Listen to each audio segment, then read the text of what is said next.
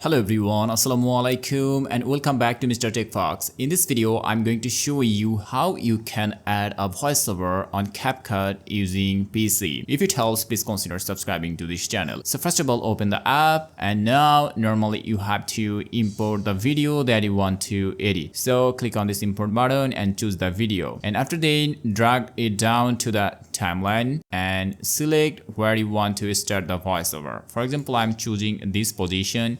And now click on this voiceover icon and here you will see a pop-up window like this. Normally you have to click on this microphone option and here you have to select your microphone and from here you have to choose the volume. So I'm setting it as 47 now.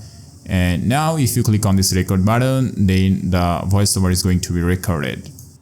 Now if you click on this close icon, here you can see that a voiceover has been added to our video. So that's all about today's video. Now we know how to add a voiceover in CapCut. Thanks for watching. Allah Hafiz.